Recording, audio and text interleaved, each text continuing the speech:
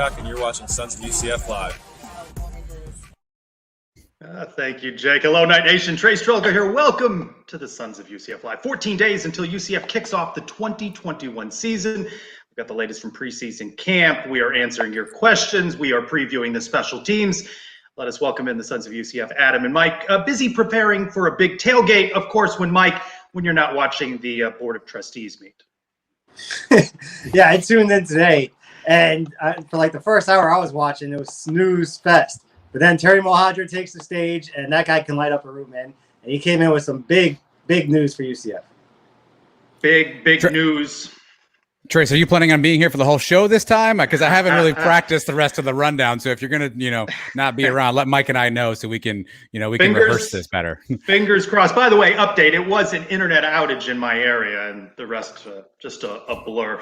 Dying embers on ESPN Plus. UCF with a 4-0 lead. Women's soccer over Texas. Is that a Power 6 victory on the way for the Knights? The first athletic event of the new athletic year. Kristen Scott scored 2 minutes in, added a goal in the 43rd. Daria Rajay with a PK, and Mallory Olsen has scored late here. So far, just a couple of minutes left. Clean sheet for Caroline Delisle. All this coming as Athletics Director Terry Malzahn extends the contract of longtime women's head coach Tiffany Roberts-Haydack. Plug here, if you haven't caught it, please subscribe to the Sons of UCF YouTube channel where my one-on-one with Coach Haydack is. So UCF looking to go 1-0 to start the season. Mike, you mentioned Terry Malzahn. He presenting to the Board of Trustees today. What a vision he unveiled. All sorts of facilities. Yeah, and the biggest one, the expansion to the stadium on the south end zone, the tower they're putting in with the club suites, addition to the other end zone with the student section, and all kinds of stuff. Now Adam's gone. All right, so the recovery river. I jinxed Adam. It's his turn to blink out. Yeah, don't call it lazy. You did the right thing there. You called it recovery, and that may be the only time any of us ever refer to it as a recovery river. That's right. Updates to a lot of the facilities. The weight rooms and everything is getting a new facelift, and it's great. And the football offices will be moving to the stadium, which I guess Malzahn probably had a hand in that too. So I'm very excited about the plans coming out. And these are just renderings, so everybody's getting their pennies in a bunch about, I don't like the way this looks and that looks. It's just a presentation to the board today to get the ball rolling on this. But nothing you see today is finalized. Correct. A price tag, with construction costs the way they are. Welcome back, Adam. Did I miss that chance to make an SEC joke there? Because I was going to make an SEC joke and I missed it. With regards to UCF's and beating win. Texas, yeah. Well, but apparently we've jumped into facilities. Now I know how it feels to jump out of a show. Well, thanks for sharing your internet connection with me, Trace. I appreciate it. We are talking about the facilities. You're the reliable. Facilities upgrades. Like this facility, Trace? Yeah. Terry Malzahn says at today's construction cost, maybe about $50 million for football renovations that Mike talked about a few moments ago, maybe $130 million for all the facility upgrades. Pretty nice. They moved the lazy river over where the parking lot is next to the football offices. Nice shot of the river right there. Looks very comfortable.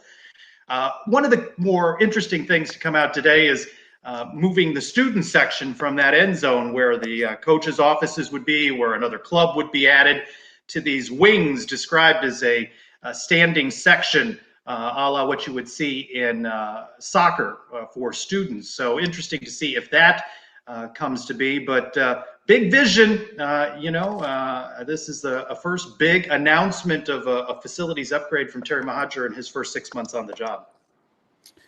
Show me the money, right? That's where this is at. Show me the money. I think the best part about today's presentation was I loved Timo's sly humor of saying that we were in the black thanks to Rocky Top. I thought that was the best part about it. It's a price tag, and Tracy, I said this to you as we were kind of off air here. It's simple. Just win, baby. Just win, and people will open up the wallet because it's an ambitious project. Certainly, it's keeping up with the Joneses these days. Clemson has a slide that takes you from the first floor to the second floor. I think they have a Papa John's in there or something. Everybody's doing this. Timo certainly has has the right idea if he wants to keep up with some of these big schools. But show me the money and just win, baby. That's really the only two things that are really going to make this happen. The upper level of that south end zone is probably the section of the stadium that sells the least. And that's not where the students sit. The students sit in the bottom part of that end zone. And then in the north end zone, they take the top and the bottom. So really, I don't know if they're taking away much from the students. They're taking away from those sections that are not selling as well. And they're turning them into luxury suites and places where people are going to want to sit. So I think they're doing the right thing here. And then the students, standing room, the students stand anyway, don't they? I think 90% of the time they're standing during the game anyway. As long as they don't take away from the student numbers, that's something to watch for here. Drop your comments. Let us know. What do you think of the renderings? What do you think of the project? One other note out of that trustees meeting today, they approved that UCF, the Bounce House, as it is still known, will host the Hula Bowl coming up in January 2022. Option to extend it for 2 more years. Mike can don his Hawaiian shirt, his Gus Malzahn wear when he attends that game. But no mention of the proposed naming rights deal. So that remains on hold. If it will ever be, I guess we'll just have to be patient on that one. As if this Thursday wasn't busy enough with Terry Mohajir's presentation to the Board of Trustees, 24/7 reporting, look, we have another quarterback perhaps coming in to UCF. An Auburn and Kentucky quarterback by the name of Joey Gatewood, rumored to be coming to UCF. 6'5", 221 pounds, out of Jacksonville. He was at Kentucky the last season. Not much action. Been with Coach Malzahn at Auburn. That's what we need. Another quarterback in the mix. Well, 2 things to note here. So 1, out of high school, he was rated the #1 athlete in the state of Florida. So maybe his future potential is not at the quarterback spot. I think it remains to be seen. Like you said, Trey's big kid. I certainly could see him maybe transitioning to a tight end type of role. But this makes some sense, right? His last 2 stops, we now have folks from his coaching staff here. Don't forget, Darren Hinshaw was the offensive coordinator at Kentucky. He's now an analyst here at UCF. And obviously Gus Malzahn previously at Auburn. So we have 2 gentlemen who know him really well. I assume that is part of the allure of getting him, whether it's his athleticism. Obviously, I'm going to go on a limb here and not trying to trash the kid, but if he was a golden arm quarterback, he would still be at one of those 2 stops. So perhaps they see some long-term future as an athlete. Obviously, UCF can never have too many athletes in the field. Maybe this kid becomes sort of a wild knight type of kid. We had Nick Patty on this week who helped make that famous. So maybe he's in that same kind of mold. First thing I thought of was, this sounds like a made-up name for like a football movie, right? Joey Gatewood sounds like Jimmy Chitwood. But the guy is an athlete. Everything we've heard about him, he's an athlete. He's a local kid from Florida, so that's good. And this is the 5th guy from Auburn now to follow Gus over to UCF. Says a lot about Gus. And you mentioned the Hinshaw connection. That can't hurt either. One of those guys from Auburn, Big Cat Bryant, the defensive end, named one of UCF's team captains today, along with quarterback Dylan Gabriel, offensive lineman Sam Jackson, and wide receiver Brandon Johnson. Training camp continuing. The Knights have held their 2nd scrimmage. Gus Malzahn addressed that, and he talked about the position battles. I think what I'm learning from Coach Malzahn is that he's just a more seasoned speaker than Josh Heupel. He doesn't really give you much. He just has a nice drawl and a twang to it. But one more media availability practice session to capture some video Friday morning. And then on the docket, speaking with Coach Malzahn next Tuesday, and then athletic director defensive coordinator T. Will next Wednesday. And then we are into game week, 14 days out. What were your big takeaways from Coach Malzahn's comments regarding the 2nd scrimmage?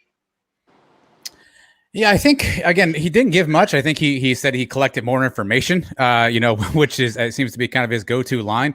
He talked a little bit about special teams. I think, Tracy, was your question about who separated themselves as the backup to Dylan Gabriel. I thought that was interesting in that, you're hearing some different things about what happened at the scrimmage. He didn't really allude to some of that stuff too. Seemed like he felt really good about the running back depth. So I think he hit all the high notes, right? He said all the right things. He gave you just enough to give you something, but obviously it didn't give you too much either. To your point, it was a kind of a nothing conversation in that respect. But I do think he definitely offered a little bit of insight, but nothing that really made me super excited. He did say they got to start narrowing it down now. In these next couple of days, we're going to find out the 2 deep, who the backup quarterback is, the running backs that he has the most confidence in to start the season, and the receivers. That's a question too. Who's going to be the top 3 in the rotation? So I think we're going to find that out in these next couple of days. Trace, I do think it's interesting really quickly off the captains that two of the captains are guys that were not here last year. One in Brandon Johnson, which is a crowded receiver room. So to say that he's already separated himself as a leader, I think is a really telling thing about that kid and his character and kind of what he brings to the team. And then obviously Mike's favorite, the big cat, again, a new kid who just got on campus. He wasn't even here in the spring. Brandon was here in the spring. Big Cat didn't get here until kind of the summer fall term. And so already kind of established himself as a team captain. I think says a lot about those two guys and their character. 3 offensive guys, 1 defensive guy, so not a 50-50 split there. Well, Big Cat counts like 2 people though. So I mean, and really, it's kind of like 5. Fair enough. Now, and these are voted on by the players, so it's not like they were appointed by the coaches, right? Well, what the coaches have been happy about is the play of the offensive line, defensive line. We heard from Sam Jackson in the media availability this week. I had an opportunity to talk with offensive lineman Cole Schneider during media day. We're going to be playing those one-on-one interviews, releasing them on YouTube after the show. You can catch up on them on the Suns YouTube page. And he's talked about how this is just a veteran group of players, and that's going to really help with a lot of experience. With the third group, man, I'm excited. Communication, cohesiveness, because we're a tight-knit group. Like a lot of schools, guys probably won't hang out, but we all hang out. Like we're all like on the same page when it comes to this football stuff. So like it's exciting. I'm excited. He's excited. More of that one-on-one interview dropping at. He looked excited, Trace. He looked pumped up. I'm gonna tell you that right now.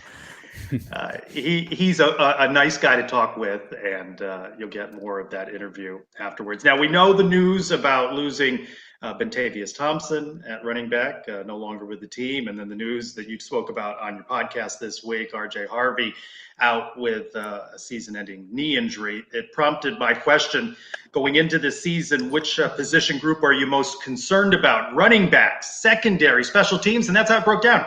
Half the people concerned with the running backs, some recency bias there, 34% the secondary, and 16% special teams. Mike, how'd you vote in this? What was your biggest concern?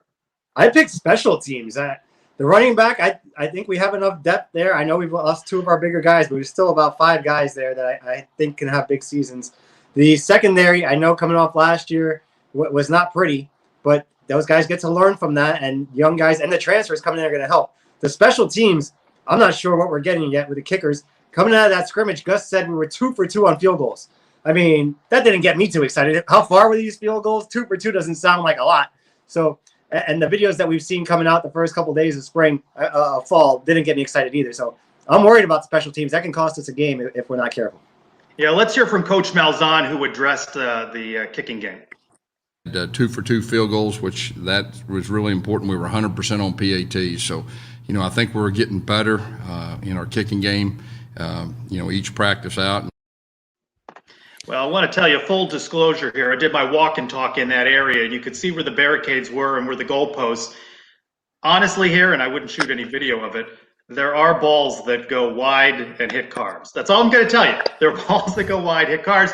We don't have opportunity to see the kickers. As soon as we're given opportunity, that 15 minutes to go onto the practice field, kickers go into the Nicholson Fieldhouse. So they're not eager to have us see them miss, but when you stand outside the fence, you can tell.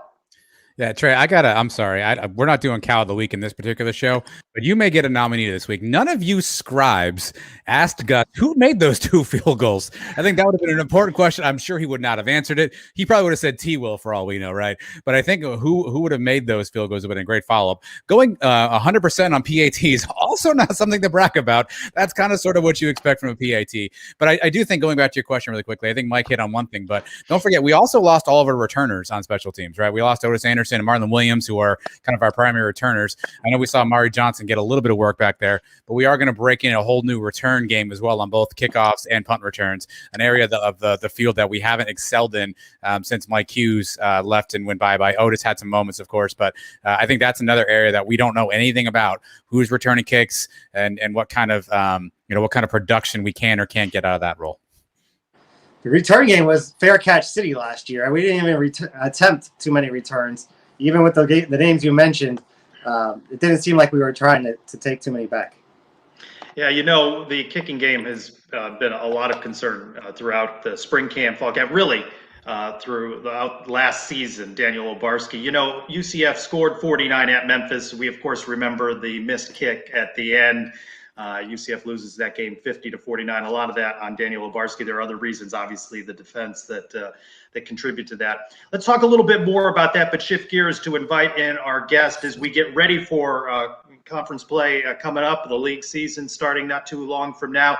Steve Hellwick writes for Underdog Dynasty, writes about the AAC. He hops on with us to talk a little bit more about the season. Maybe he does. Maybe he does. Do you see him there, Adam? Do you have him? Oh, I see him.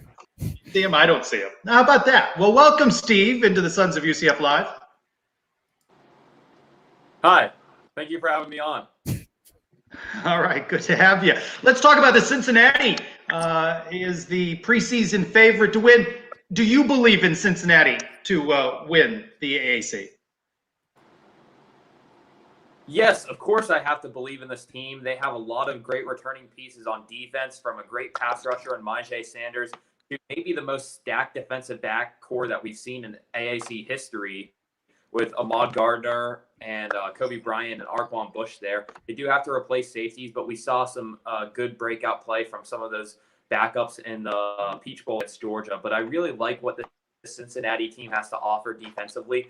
And I think they can even take even more of a step offensively this year. And they seem to get in that rhythm mid-season after a slow start to the year. So if Desmond Ridder can continue to play smart and stay free of mistakes, I think Cincinnati can be a good offense to add to a great defense. So yes, I do believe in the Big Cats this year. What's up with other teams in the AAC? Obviously, a couple of teams that we've heard a little bit about. SMU is returning some talent. They brought some talent back. Obviously, the quarterback position still up in the air there. And Houston has a relatively easy schedule, avoiding a lot of the big dogs here in the AAC. Who are a couple other sleeper teams, perhaps, that you think can challenge the Cincinnatis, the UCFs of the world for an AAC championship berth? I'm really high on the Tulane Green wave. Last year, they had a true freshman quarterback in Michael Pratt, who was coming to learn the speed of the game in the FBS, and he seemed to get better as time went on. He wasn't throwing for 300 yards or anything, but Pratt was efficient. He had some good play and not too many difficult throws. And I think this year he can expand his game. He accounted for more touchdowns than any true freshman in the country last year. And when you add him to a good running back core of Cameron Carroll, Tajay Spears, and then they got a transfer from Utah and Devin Brumfield. I think that Tulane's backfield is going to run all over opponents this year, and I really like what they have in the linebacker core this year. So when I see that Cincinnati and UCF seem like the top two teams in the conference this year, and it's a race to number 3 right now, and I think Tulane's one of those teams that I really like for that number 3 spot. And then another team that I would just think might fly under the radar is Navy. And last year, Ken Niumatalolo didn't really have the defense prepared for the season. They kind of just threw into it with COVID. Now the team's 100% vaccinated. There aren't as many COVID precautions. So I think that this defense this year, with a star linebacker in Diego Fago and then a really good tackling safety in Kevin Brennan, I think this defense could present problems to opponents this year. And then the triple option. I mean, every couple of years, Navy really has good teams like they had in 2019, where they finished the season ranked, and they had that also in some of the previous seasons, like back when they had Keenan Reynolds in 2015. So Niumatalolo always knows how to bounce back. Well, not all teams can have a good year. Which team in the conference do you expect to maybe take a step back, maybe be a little disappointment this year?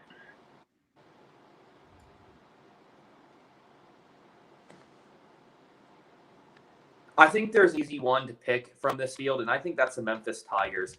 This will be year 2 without Mike Norvell, and Memphis lost a lot of returning production from the previous year. Brady White, for seemingly the first time in a decade, is quarterback anymore at Memphis.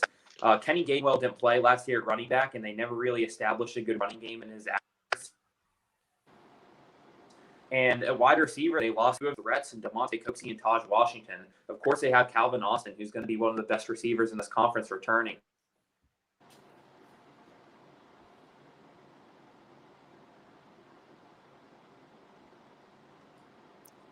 Steve's taking a bit of a break here, so we'll see if we can get Steve's internet connection figured out there. Mike, great question. You stumped him. Mike's still the most reliable internet connection going on down in real South Florida. Not up in North Florida, not in Central Florida, not where Steve is joining us from, but down in real South Florida. I do think that this is a pretty competitive league, and it's a hard game in and game out. You know that Navy's going to be back, and that's a dogfight, and UCF has to go there, and we know what it's like to play that triple option. Yeah, I talked about it on the show this week. I love that we have the bye week leading into that game. I think that's really going to help prepare for that running attack. All right, we give it another chance. Do we have Steve? Yeah, round 2 with Steve. Steve, there you are. Welcome back. We lost you there for a moment. I don't know where I cut off.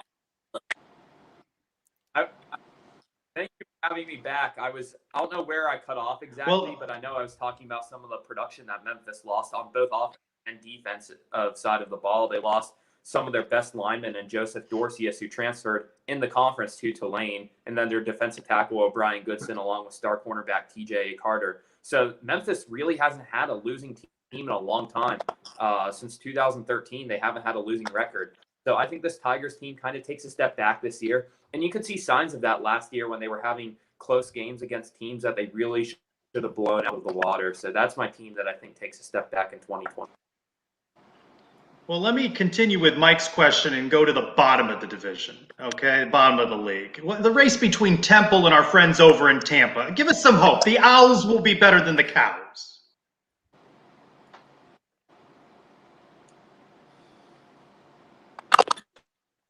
Or not. We're going to take that as a sign. Could you repeat the question? Yeah, my question was, continuing with Mike's question about teams that might take a step back, what about the bottom of the league? A race between Temple and our friends over in Tampa. Who's the worst of the worst in the AAC this year?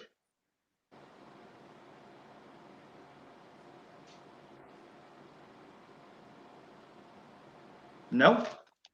Nothing, Adam? I got nothing. I think it's the Cows personally, but maybe Edward's onto something. Hey, he paused Steve, because it's a silly question. I understand. He paused because it was a silly question. It's always the Cows. The Cows are always the answer, Trace. You know this. Yes. Well, see, Edward, Steve, Cows on the bottom. We appreciate the effort to join us. Hopefully, we'll get you back at another time in the season. But it looks like mine last week, having a little bit of a struggle with your internet. Can we just leave him up like this for the rest of the show? You think? No? Steve Hellwick, he writes about the AAC for Underdog Dynasty. Give him a follow at @S_Hellwick. Do we know if Steve was in Cincinnati this week? Is there a connection here? I am not aware. I believe Steve is in Texas, where I will be, fingers crossed, with an internet connection from a hotel in Houston next week for the Sons of UCF Live. Expect a competitive AAC this year. UCF's got several tough games. Of course, I listen faithfully to the Sons pod. Hey. And once again, for the 12th year in a row, or however long you've been doing this show, Mike picked a win every week for UCF. 4 years in a row we've been doing this show. I haven't picked us to lose yet. How's that going? Well, the first season I was correct. And then the second season we lost a couple games that, we should have never lost. The Pittsburgh game and the Tulsa game. I don't know how that happened. And then last year it was a couple games we shouldn't have lost either, let's be honest. The Memphis game, we had no business losing. And Tulsa again, and the Cincinnati game, we were right in it. So. Yeah, I see this as a season in 3 acts, Trace, right? There's Cincinnati. That's the first one. That's the top line. Obviously, we know that's going to be probably the toughest game on our schedule. So you've got the Cincinnati game, and that's the first tier. Then your second tier, your second little grouping there are teams that are going to be tough games where if we're not able to play, ready to play, we make one mistake, it could come back and bite us, right? Boise, Louisville. I think Tulane is in there as well. I think SMU is in that mix as well. I even think Memphis may be in that mix as well. But you got those teams that, you know what, it'll be evenly matched. And if we make too many mistakes, if we make too many penalties, turnovers, whatever, then we're in trouble. Then you have the teams that we're just going to flat out beat. Bethune, ECU, SMU, or not, excuse me, ECU. What's the other one I'm thinking of here? Cows, Temple, UConn. Those are the teams that we know we're going to win, right? So if we can win that middle half of the schedule, right, that up in the air portion of the schedule, I think that's going to be the path to success. If we can beat the Boise, the Louisville, the Navy, the SMU, the Tulane, if we can win those 5 games, I know it's a lot of games to win, by the way, but if we can win those games, I think then Mike's fruition of a undefeated season obviously carries more legs. Well, it talked about concern at running back now down 2 in depth. Who steps up there? Questions about the secondary. I mean, you'd like to think that the defense can't go 123rd ranked again. More unity between the offensive and defensive side, not the division that players have alluded to between Josh Heupel and Randy Shannon. Still, though, back to what we talked about before Steve hopped on with us, special teams. That still remains a question. You heard that brief snippet shared in the dungeon, UCFsports.com. Brandon Hellwick capturing some audio there with Coach Malzahn yelling, I believe it was at Daniel Obarski, you can make me go for it on 4th down. I mean, he's not had a kick longer than 40 yards. And special teams is that other third of the game, right? So I voted for the special teams. That still remains a big question for me. And I ask you both, is it just changes in the kickoff rules that just don't lead to the big type of returns that we're so excited to see? Yeah, very possible, right? I think, if just putting your hand in the air and getting the ball in the 25 every time on kickoffs, I mean, seems like a pretty good percentage play if you want to just be efficient, right? You cut down 0 turnovers unless you muff the kick, I suppose. But you don't, you don't have the risk of injury, things like that, penalties, taking you all the way back to the goal line. So if you want to play conservative, throw your hand in the air, you're on the 25 every time, you're good to go. I think under the Heupel regime, our best weapon was our offense. So why would we try to take our best weapon off the field? And why would we put our best weapon, in a position to be, I guess at a disadvantage? But obviously we know that splash plays, we know that chunk plays, we know that exciting plays can take place, but returners have to have a little bit of that. They have to live on the edge, man. Like, you have to be comfortable with your return guy because he's going to live on the edge. He's going to probably make a couple plays here and there, but he's also going to muff some stuff. And I think Heupel just had no stomach for that. We saw what happened, unfortunately, with Johnny Richardson in Tulsa and that fumble. And I don't think we returned a kick after that, right? I think everything went in the end zone, our hands were in the air. So I think it's an unused phase of the game. But I think, the Uncle Mo, right? The momentum on a big special teams play is huge. And I think we've obviously missed that absent the Otis play at Pittsburgh. Re-listening to that Joe Burnett interview we replayed a couple weeks ago, he mentioned that you have to be fearless back there, and the guys are coming down your throat, and you just got to go, man, and just react for it. And we haven't been doing that the last couple of years. Mike Hughes was a fearless guy back there. Burnett, Quincy McDuffie was a great return man. We're missing that in the special teams for the last few years. You mentioned earlier Johnny Richardson. He's maybe a name in the mix, kickoff returns, but you wonder now with the dent and the depth at running back, maybe they don't want to risk putting him into that position. Yeah, it's interesting. I think Amari Johnson, again, we saw him last year, and I don't know the best way to describe this. The only thing I would say is he looked live back there, right? He looked active, ready to get the kick. He looked ready to kind of to run. And again, you kind of need a return guy on the edge, and who's not afraid, to Mike's point, to be fearless. But you also need to be smart about who's back there, right? You don't want to have your best players back there at all times because obviously that can be a bit of a challenge. So, perhaps Johnny's an option. Who knows? I think that's one of those untold, elements, Trace, that we don't quite know. Mike mentioned Gus whittling down the depth chart. I think that's going to be a big part about that. Who's going back there at returns? You gave us some names, Trace, on our show sheet. Ryan O'Keefe was a name you wrote down. Johnny Richardson and Amari Johnson were some names.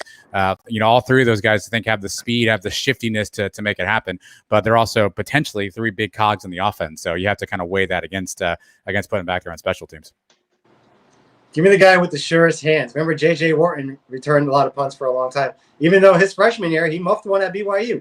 So that's going to happen. Just because he muffs one early in his career like Johnny Richardson doesn't mean you can't go back to him for the rest of his career. He was a good return guy for us, too. Yeah, we can't hold what happened last season to Johnny Richardson against him this season. But you've seen some reports, some rumors mentioned on the Dungeon message board of some players with some drops perhaps during the scrimmage. And this is not the time that you want to have drops when you're a wide receiver. I want to go back to the secondary, that question mark that we have there. One of the players made available during media day was quarterback Devontae Brown. And I talked to him about, the mood of the defense. And he talked to me a little bit about, just that when there wasn't that energy, they just couldn't bring the energy when they didn't have it. It dissipated. They just couldn't bring it. And he says that's going to be really important for team cohesiveness in 2021. That's just motivation, man. Like, if we come out with no energy, enthusiasm, just lackadaisical, that can happen again. So just coming out there, we got to be focused. We got to play fast. We got to play physical. We got to listen to our coaches and everybody just buy in. No truth to the rumor that we were on an active runway during that interview. No, yeah, The kudos to fans you. Inside Kudos to you Nicholson kicked on as we for went getting to that talk. during a hurricane, Trace. Kudos to you for braving the hurricane during that interview. Look, I think first of all, I think Devontae Brown is a name that could potentially be on that breakout player of the year list. I think we saw some special things out of him a little bit. I think he's the guy who chased down Johnny Richardson in the spring game, if I remember correctly. So I think you have the potential to see some special things out of him this year. But look, let me play negative guy for just a second. For as much as we've enjoyed the T. Will experience, he brings a lot of energy. He definitely gets the guys kind of fired up. Lest we forget, he's a rookie defensive coordinator, right? I don't know if he's ever called defensive plays in the past. So he's a rookie defensive coordinator. And will he make some of those rookie mistakes? Does he have some of the experience that we've seen? I know he's been around some great coaches. We have some experienced coaches on our staff. David Gibbs in the secondary was previously a defensive coordinator. And so for all the T. Will love, and trust me, I'm team T. Will. He's a first-year DC. So I'm curious to see how he calls the game. Mike and I talked about Navy. Navy's the type of team that requires a specific style of defense, a specific style of discipline and scheme and gap coverage. Can T. Will put all that together? I think so, but let's not pretend he's not a rookie DC kind of cutting his teeth right now. One interesting thing I took out of the Malzahn press conference, he talked about there were some long drives out there for the offense and the defense. And last year, the offense had so many quick drives, the defense didn't have time to have any energy, right? They were exhausted by the end of those games. Now, with this style of offense, I think it's going to make a big difference for the defense. Well, that's, of course, if you can get the running game going, that you're not one-dimensional in the pass game. One thing that we haven't really talked much about is, can this be a more disciplined team without 9, 10, 11, 12 penalties a game? Does Gus Malzahn and his staff bring a greater discipline to the team? So one-on-ones with Cole Schneider, Devontae Brown, dropping on the Sons of UCF YouTube channel 915. Subscribe, listen, catch up on all of those. We are 2 weeks away, guys, from the start of the season. By this time, Michael have been long since past 3 sheets to the wind on all the seltzers out at I don't drink seltzers. That's me. I drink real beers. The tailgate. What do you think? Coming together? You like what you're hearing from people that plan to stop by and meet the man, the myth, the legend, UCF Mike? Yeah, I actually got off the phone with Tailgate guys earlier this afternoon. Everything looks good. There's going to be a big Sons of UCF sign on the tent, so it will be easy to find. You already know the location. We're right in front of the stadium, Iowa Plaza, right there by the soccer field and the track and Nicholson Fieldhouse. So shouldn't have any problem finding us. We plan on getting there early enough and being there all day, man. I'm excited. I'm excited to meet everybody, and I'm excited to get back to tailgating. I haven't tailgated for a game in a couple of years. I didn't go to any last year. So it's been a while for me. Yeah, I don't know what to expect. Obviously, when you get UCF Mike unhinged, you never know what you're going to get. I think for me, a couple things are exciting. One, obviously, we get a chance to meet a lot of you that we've interacted with over time, folks that we've seen, in message boards and in responses to Twitter, folks who are on here giving us messages. So really excited about that part. But really for us, it's just it's a great time to come together. There's no better optimism than the first game of the year. There's no better time than to we're all 0-0 at this point. So we're looking forward to just meeting a bunch of people, celebrating our nights and charging into the stadium and hopefully walking away with a win. So if you can make it out there, obviously we want to see you. Stop by for 5 minutes, 10 minutes, 20 minutes. I will be the one with the seltzers, although I can't taste a thing right now. So you can bring me the mango, which I usually don't like, and I probably wouldn't know the difference. So come on out and bring your seltzers. So, Mike, is it? Do you sign the autographs with a black Sharpie or a gold Sharpie? What's your Sharpie color preference for the autograph photos? Probably a black. I'll have some 8x10 photos of myself, ready to go. Tank top pictures, obviously, and it'll be a good time. Man. Flexing. You can get a picture pose with Mike, who'll be flexing out there at the tailgate. I'm sure. I mean, if they have a request, I'm not one to turn down requests. So. I know he's not one to turn down requests. I know Libby is planning to be out, so it'll be good to see Libby and family out at the tailgate. And I, of course, am looking forward to seeing many of the folks that listen. By the way, Mike, I have registered for the Pickum. Tired of you rigging this thing in your favor. How are the signups going? Yeah, I think we're higher than last year's number already, and we still have 2 weeks to go. So I'll start posting it again on Twitter and Facebook and all those sites. But it's pooltracker.com. You can probably search the group name, Sons of UCF. Password is GusBus2021. That's with a space in between each word. And that's it, man. See if you can beat me, because nobody was able to do it last year. I do my weekly pick segments on our show every year. And the first year, I think I was really good. The year after that, we did the challenge where we brought guests on against me every week. Last year, I took on everybody, and nobody could beat me. So let's see if anybody can do it this week. So modest. So modest. Yeah. Halftime Paul is ready to take Mike down. So somebody out there. Here's the problem too. It's you got to play the long game here. And Mike is committed to the long game. If you miss a week or two, you're already out of the standing. So really longevity. I think one of the old coaches always said the best ability is availability. So being available to fill that thing out every week, it gives you a good chance against Mike. I think he's like an arm wrestler, right? He just kind of he beats you into submission, gives you a little give, and then kind of pushes back. And before you know it, your arm gives out and Mike's the winner. So halftime Paul, I feel, is ready to take Mike down if he's got the stamina to do a pick every week. That sounds like an excuse to me. Last year, there were a couple of weeks where there were only like 1 or 2 games in conference because of COVID cancellations. So it's not like I was building up 8-point leads on you guys. I was just better over every week. Again, very modest. Take down Mike 2021. I'm voting for the field. Anything to disrupt the king here. Nobody beat me in the 5K. Nobody beat me in the. Come on. Hey, here we go. Jan, Britt, and I registered a time 1 second better. Okay. Don't question the integrity of Jan and Britt. You guys can try it. UCF women's soccer with the final 4-0 over Texas. Caroline Delisle with the clean sheet. SEC, it just means more, Trace. That's right. Men's soccer.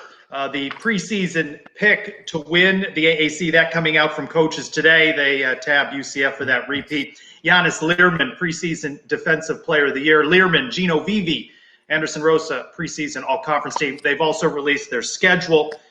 They have an exhibition coming up at FAU on Friday. Saw a photo. They're at the beach tonight, down in your neck of the woods, Mike, at Boca. They defeated Stetson 7-2 in their first exhibition game. And they'll open the season with FIU on August 26th. Had an opportunity to talk for about 20 minutes with head coach Scott Calabrese. You can find that one-on-one. And this is Plug City tonight on this episode of the Sons of UCF. Anything to gin up the subscriptions to the Sons of UCF YouTube page. The one-on-one with Coach Calabrese, as mentioned earlier, Coach Sahedek on that YouTube page. Also, Trace, volleyball. I got to give you guys credit, because if you haven't seen that interview, I think the last 5-7 minutes was done in the rain, and Coach Calabrese stood there in the rain. He answered every question.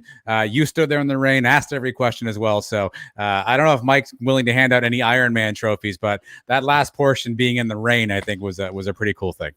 It was a light misting. Okay. And I told Coach afterwards, I wasn't really to the end of my questions, and I thought if it was going to really rain that we'd have to stop, obviously, but he carried on, and I have a good rapport with him, and I told him, if you ever just want to tell me to go fly a kite, we'll stop. So he was game for it. I really enjoyed talking with him.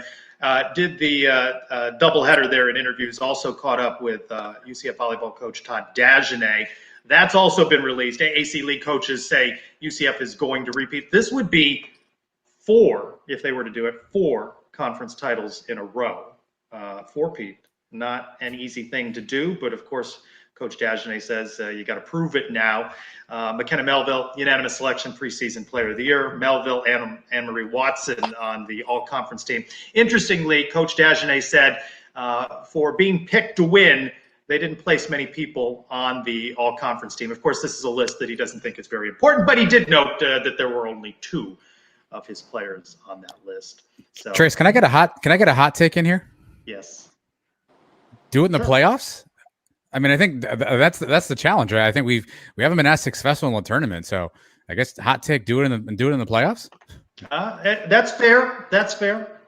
You saw success. Men's soccer beat James Madison in postseason, but I think that's also speaks volumes about where athletics programs are in general now at UCF. Right? It's not just enough to win the conference. You want to see where they're going to go in an NCAA tournament, and that's the next push. This new Terry Mohajir era.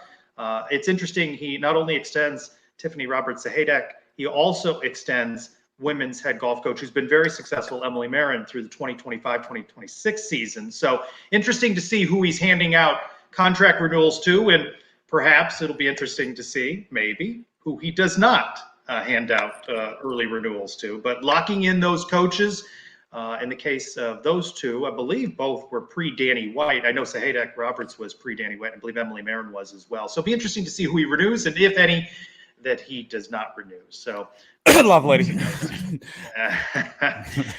Sorry. Well, we'll see how Timo operates, but Danny White didn't, he extended Tiffany Roberts-Sahedek first when he came in, and then he wanted to see what Todd Dagenet did at volleyball and what some others did. So maybe Timo has that wait-and-see approach. Danny White did dismiss a couple of people, men's soccer head coach and some others. So it'd be interesting to see how his pattern of contract renewals. So let's open up the mailbag. Let's see how many of these questions we can get through.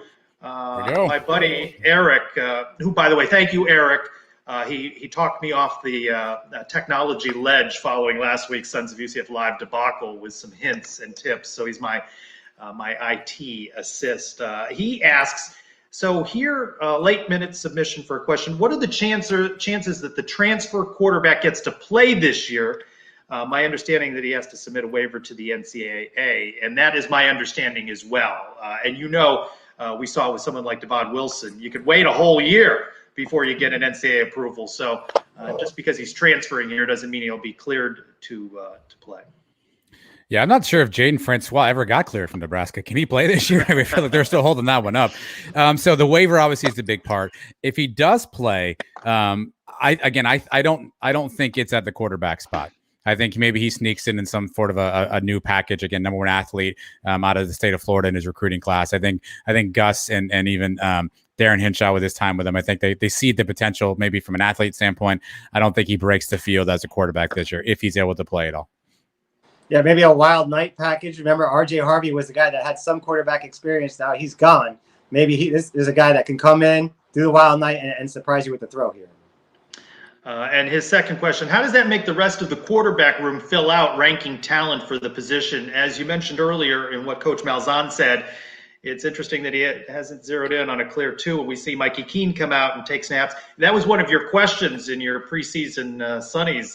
Who do you think is the first quarterback after Dylan Gabriel to see some play? Yeah, great plug, Trace. I have that answer here. 50% of the respondents said Mikey Keene, with the 43% being Quadri Jones. So I think it's very, very, very plausible that Mikey Keene is our QB2 this year. So how does Joey Gatewood impact the quarterback room? Again, I don't know that he does. I guess it gives you another live arm. So if something happens to go down with a quarterback injury or something along those lines, at least it gives you a little bit of depth. But I don't know that he sneaks in there this year. I think Quadri's a senior. Do I have that right? I feel like he's been here for a long time. Is he a senior this year? He's on the Colubiali plan, but yes, I believe he is. But it's hard to tell with super seniors and the extra year of eligibility and all of that. So, I mean, at that point, it gives you at least three young guys in Mikey Keene, Parker Navarro, and then obviously this Joey Gatewood character, plus Thomas Castellanos coming in. But it's interesting, Trace. Let's bring the Sonnies back out here for a moment. I asked if this is Dylan Gabriel's last year.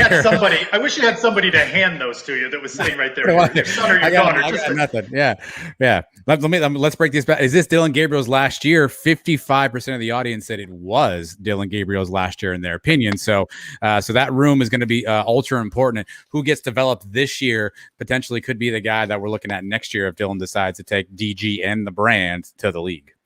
And in this COVID era, who's your designated survivor quarterback that's kept out of the quarterback room and kept COVID free? Well, didn't we just sign a kid recently, a walk-on? UMass kid. Yeah. Andrew Brito from UMass. Yeah. He may be the emergency break glass if needed quarterback. Yeah. If the other guys get caught with COVID. But yeah, Adam brings a good point. Mikey Keene could be the future. Maybe you want to see what he's got this year. So next year Gus is going to have to try him out a little bit. So it's not like we haven't seen freshman quarterback come in and play right away. I mean, Dylan Gabriel did it. Mackenzie Milton did it. That's right. So it's starting to be a trend around here. That's right.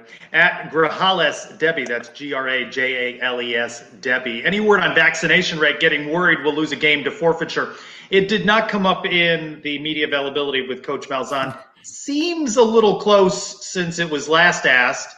My guess is, if not me, someone likely to ask it during the availability next week as we draw closer to the season. My guess is that he'll again say that it's somewhere in the 70s, but we'll see if perhaps he is Well, more I'm glad you specific. asked, Trace. According to the preseason Sunnies, which I have right here, Wow, these are all falling in line. yeah. 63% of the audience thinks we will not have a game canceled or forfeited. I know COVID is more the question here, but don't forget those pesky hurricanes are out there too, my friends. Yeah, at Mike WEI 55, how does tailgating change at all in the COVID-19 world?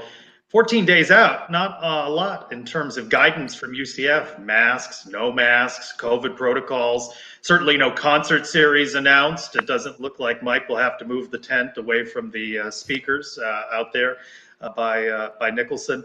Not very clear information yet out of UCF, just 2 weeks away in terms of COVID protocols. But it does make you wonder, will there be a robust tailgating scene? It is a Thursday, right? Tailgate scene opens up at 2 o'clock. Will it be busy out there, and will it be a packed house?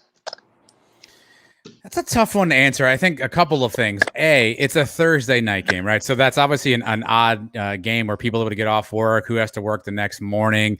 So I do think there are some factors that may also contribute to whatever the crowd size might be. Obviously, we're seeing a lot of counties are going back to school now. You're seeing the numbers of kids that are being sent home and things of that nature. So the news certainly not positive. Obviously, I think a lot of people want to just get out and have some fun and have a good time. Again, I suspect people will go do what they think they're comfortable doing and they're safe doing. But I think it would be foolish to think there won't be a little bit of a dent as the COVID cloud hangs over the stadium this year. We live in the state of Florida, boys. I've been down here in South Florida. I'm telling you, spring break, it was packed everywhere. I see people all over the place not scared of this thing. I think there's going to be a good crowd. I think the stadium's going to be full. Yeah, maybe the tailgating will take a little tick back because of people having to go to work that day. But I still think there's going to be a lot of people out there tailgating and having a good time. Yeah, an update there. I trust COSAG Advisors information. Adam, you just flashed it on the screen. It says Quadri has 2 years left, that he's a junior. Somewhere along the line, I thought he was a senior by now. But Robert opens up our series of questions on running backs at 2 letters, 2 words. Robert, do you think a depleted running back roster will affect Gus's play calling? I don't think so. I mean, I think he's got some capable backs in Isaiah Bowser. I think he talked up Johnny Richardson specifically during the Q&A this week, Trace, when you were there. We saw some good runs, no pun intended, out of Demarius Good. And obviously we know we have Mark Anthony Richards, who looked like had some contact this week, even though he's wearing a brace the size of Alaska on his knee. So I think he's got enough people there. I think Bowser's got some experience. And listen, I think running plays are running plays, right? I mean, and I don't think we're expecting or should be expecting to hit a 30-yard or 40-yard run every time. Sometimes a run that's 7 yards to the right is a really damn good play. So I think if we can at least get those chunk yards, move the chains, I think that's ultimately what Gus wants to do and set up the pass plays. I think we have enough guys that can at least get across the line of scrimmage, get 3 or 4 yards, and keep the drive moving. So I'm going to say I don't think not having either RJ or Bentavious significantly impacts the playbook. Yeah, I think he's got to keep the playbook the same no matter who's out there. So he's got to have the same trust in these guys. You can't be changing everything because one guy's out. And like I said on the show, every team's going to have these injuries where they're going to be missing some guys. You can't just change the whole scheme of your team because of one guy. We've been talking about a veteran offensive line. You hope that paves the way for the running game. Let's also not forget, perhaps in his 3rd season, Dylan Gabriel will open up, be able to run a little bit more, open up some plays by running, perhaps sliding better. At Dan R. Cundiff, on this running back thing. Transfer running back getting injured is terrible, but does it have a possible silver lining, opening up time for other players? This is an opportunity for some guys to really make a name for themselves. This is seize the moment opportunity to come in, step up, and not make us remember not having a Bentavious Thompson or an RJ Harvey in this season. Yeah, we've seen this before, and I certainly don't want to compare anybody on the roster to this guy because he was a UCF legend, but we all saw Greg McCray kind of come out of nowhere, right? I mean, he wasn't the guy that we were all talking about in 17, and all of a sudden in 18, he comes out of nowhere, has a 1,000-yard season. Again, I'm not suggesting that anybody on the roster is Greg McCray-like, because I do think, obviously, Greg was a special talent, but we've seen it before, guys that we weren't thinking about who come in there and have really productive years, and so I think that possibility always exists. And I guess for me, I think Gus probably goes more of a running back by committee approach. So perhaps we don't get that 1,000-yard back, but I do think there will be some guys who will get a chance to be productive. And I think that's the fun part about football is you never know who's going to be out there and tearing up a game or a team, and all of a sudden they're your favorite player. Mike, let me combine a couple of questions. I was going to combine a couple of questions here for you. At UCF Dadbot, I think we're still in pretty good shape, right? And our buddy Paul at GoKnights_Paul J. Is it time to panic or all is well? Are you in panic or all is well? I mean, I'm not in panicking. Obviously, we'd love to have these guys around. So I'm not saying all is well. You hate to see a kid have to lose a whole season because of an injury and another kid dismissed from the team. Obviously, 2 weeks ago, 3 weeks ago, we didn't see that coming at all. But I'm not panicking at all. I love to see Johnny Richardson out there. Isaiah Bowser, I'm very excited for.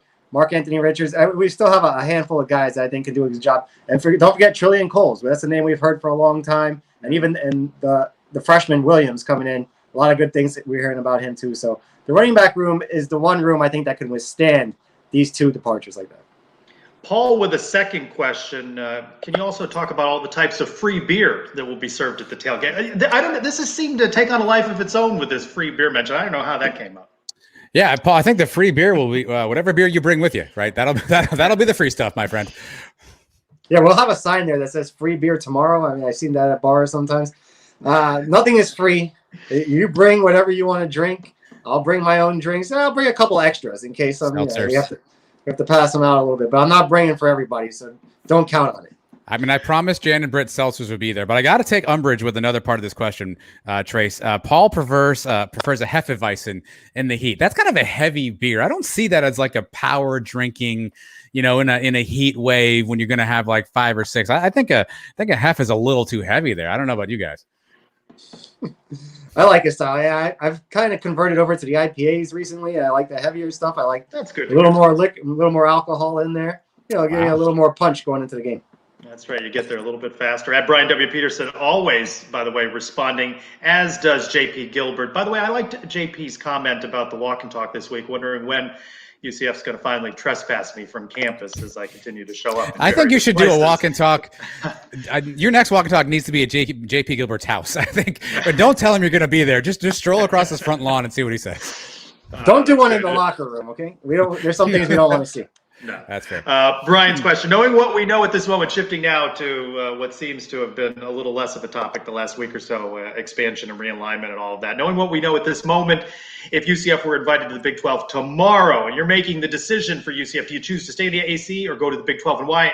And in this information, you will not know what other AAC teams are doing until you decide, so you cannot wait to see what the lay of the land is. The in, the out of this. I need to know the money. The Big 8. I need to know the money. I think that's going to drive a lot of my decision-making process. But I just don't know what the Big 12's viable path is here. And so I guess that would concern me unless the financial figures are such that we can't turn them down. But even if we couldn't and all of a sudden the Big 12 gets absorbed, what does that do financially? So I'm 51-49. The money could push me in a positive direction, though. Yeah, you got to follow the money. You saw the pictures of facilities we want to build. It'd be a lot easier to build those things when we're getting twice as much money from the Big 12, because right now in the American, it's peanuts compared to these other conferences. That's right. At Sublime_Night, if the Big 12 decides to stay at 8, then UCF's going to need to fill in some out-of-conference games to their schedule. Which teams would you want UCF to schedule a home with in future openings? This is a topic that you talked about some weeks back on the podcast, dream opponents. Since we will leave the Cows behind, I'd still like to keep them on the schedule as a non-conference opponent. Yeah, I took this more as a bucket list road trip situation. Who's a fun team to play? I think I said Oregon at the time because obviously I think they have a lot of cool factors in their stadium. I think it'd be a nice little trip out there. I think Mike said Notre Dame, so I don't want to take Mike's thunder from the last one. But I don't know. Give me Florida State so we can beat an in-state school again. Yeah, if you're talking about keeping rivalries with the conference mates we have now, you got to keep the Cows. I wouldn't mind keeping Memphis. We have a nice rivalry with them. And Cincinnati obviously is building up. We've only played them 6 times. Memphis goes all the way back to the Conference USA days. Let us wrap up with this question earlier this week. The White Horse, George O'Leary, 75th birthday. We want to know, Facts UCF wants to know, how would George O'Leary celebrate? Mike, by the way, you have him on speed dial. You have him, the most famous person in your phone, right? Is George O'Leary. Did you wish Coach a happy birthday? You know, I was going to. I told Adam we needed to call him. Oh, my goodness. Come This on. is your story. He told me it was too late. He said he'd be sleeping by then. It was only about 8:30. It was before we talked to Nick Patty. It was 8:30. He'd be asleep already. Does anybody not think? Hold on, let's put it on the poll here. Let's get in the comments. Does anybody think George O'Leary is still awake at 8:30 p.m. on a school night? I don't watching think he the is. Yankees. He's watching the I don't think he is. Yankees. That's right. It was a doubleheader against the Red Sox that day. I had. Oh, he was hammered early then. There's no way he was awake. Watching both. Only 7-inning doubleheaders nowadays. So I think he was there. I think the second one was done by 9:30. So yeah, I think he was sitting there with a bottle of whiskey, maybe some Red Man Chew, and watching the Yankees. Come on, you have to text him at least, or is that a rotary phone that you have Well, as his phone number? We've discussed. I don't know if George does text. I don't think he does. So I think he actually has to call. I don't want to give away too much, but one of the individuals that I first contacted with that got us in touch with George said to me, "Don't text him.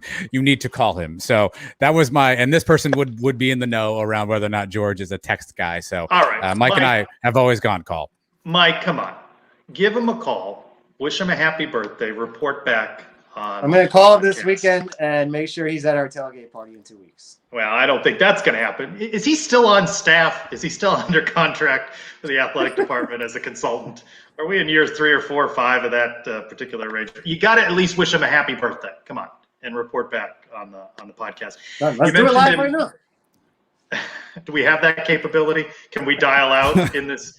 I know you could hear Mike try to leave him a message. I mean, I by think the Mike, way, are you on your phone, Mike? 8:57. Doesn't this violate the 8:30 rules? Mike, come on. All right, I'm game. Mike, give him a call. I'm using my phone right now to talk to you guys. I don't know if it works. Okay. You want to try? No. Yeah. No, that's not going to work then. Yeah. Yeah, I don't think we could ask our buddy Steve, who had technical problems earlier. Steve, message us. Can you do that? Can you call from your phone?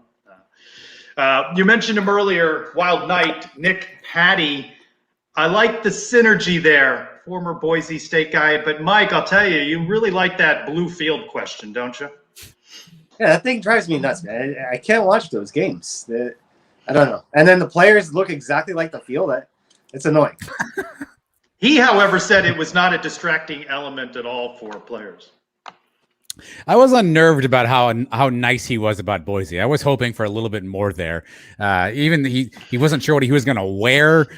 We had to pin him down for a prediction. I was really unnerved by how nice Nick was about Boise. But I will say this: if you have not heard it, he obviously played there, and while he was there, I believe he referenced that the head coach now, Andy Avalos, was on staff while he was there. So he actually offered some really good insight on what we can expect from an Andy Avalos defense. I know we've spent a lot of time talking about Boise offense, but he offered some really good perspective on what we may see from the defense, particularly schemes and sort of their strategic, I guess, approach. So if you haven't heard that part, definitely a must listen. You may get a bit of an advanced scouting report on what you'd expect from Boise's defense. Yeah, if you would have picked Boise to win this game, I think we would have disowned them for life because I don't know what he's doing there with that one. He almost said he was thinking about wearing a Boise shirt to this game. He would not make it through the Sons of UCF tailgate with that blue and orange on. Back to that tailgate, I believe he mentioned that he'd be stopping by. Will you be keeping a list of people that promise to stop by but perhaps don't? Will they end up on your naughty list? I'm not even going to be remembering who stopped by the next day. Are you kidding me? Somebody else is going to have to keep that list for me. We're going to need name tags for Mike just so he can, visualize who was there, and maybe some sort of a check-in system just so we can, how in weddings you have like a signing book? We may need that at the Sons of UCF table so that Mike can reference who was there that day. Take a picture with me so I'll see it the next day. Oh, yeah, I remember that guy. When we had that celebration with Lynn some weeks back at Burger U, everyone wore name tags. Some people put their Twitter handles, and that's how people were identifying themselves, that they knew themselves as part of the Twitter mafia, which, by the way, Timo mentioned speaking to the Board of Trustees. I believe that's available for replay, Mike, if there were any parts of that you missed when they got really into the strategic plan on the university. Yeah, no, I did go back and watch the actual Timo delivery. It was great. No, it was. Look, again, it's a great plan. I always reference the Seinfeld thing. Anyone can take a reservation, but actually keeping it and making it happen is certainly going to be a challenge. Again, $50 million just for football alone. I think the football campus idea is cool. His vision of basically making a one-stop shop for all things football is cool, but the price tag of $130 million all told. Two things I found interesting, Trace. I don't know how much you should take into these renderings. I think I can still share them for a second. We got nothing to do here, right? I think I can still share one of these renderings here. On this one here, I don't see the track around the what I believe is the soccer stadium, which is your top left corner. Perhaps an oversight, just in how they did the drawing there. But I don't see a track there, so I don't know if that means there's something up with the track. And something else that's interesting is you look at all this menagerie here, and even I'll put up another one for you here in a second. You know what you don't see? I don't see anything referencing the Knights.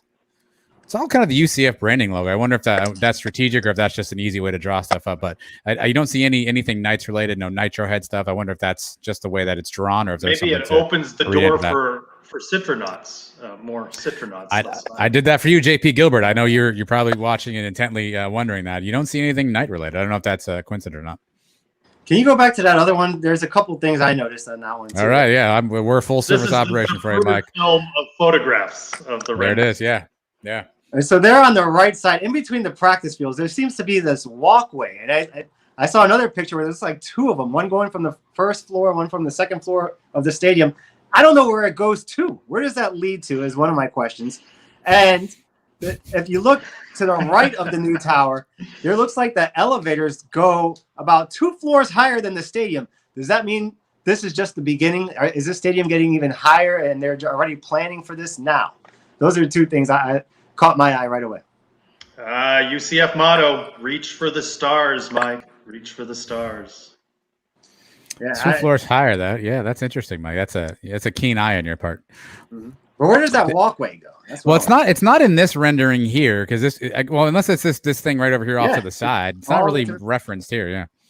I saw another picture where there was a closer, maybe that is, I can't see from here, but I saw a couple of them where that was there, and it was a walkway between 2 fields. Maybe Gus likes to stand in there in between practicing and watch over both fields. I don't know. But, Mike, I think the important question I need to ask you is for the 2023, 2024 season kickoff, will the Sons of UCF tailgate be at the Recovery River? Will we be river gating at that point as a show? That is the plan. That's the thing that really got me excited about that. The cove gating, as they call it. Yeah, we'd love that. We think we have the best spot on campus right now for the Boise game. That's going to be the new best spot, and that's where we'll be. That's Tank Top City right there, baby. Oh, you're gonna have a shirt on for that? That's the breaking news right there. I figured anything for Mike to go shirtless, I think he's in on. I'll be on a raft floating around the Recovery River 2 hours before kickoff. Tank Top City, a perfect way to end the show before Mike gives Coach OLeary a call. Guys, it's been fun. Contrary to what Adam said last week, as a friend told me, I was not silenced this week. It was not I with the technical issues. We'll try again with Steve on a future show as we get closer to AC play. Mike, you did good with your internet connection. Adam, thanks for all you've done to put the show together. The one-on-one interviews dropping at 9:15 on YouTube. Give them a look. More media availabilities over the next week. Follow me on Twitter @SignPez. And when we come to you 1 week from tonight, we will be just 1 week from kickoff for Adam and Mike. I'm Trace Trolko. Go Knights! Charge on? I don't know. Charge on, I guess.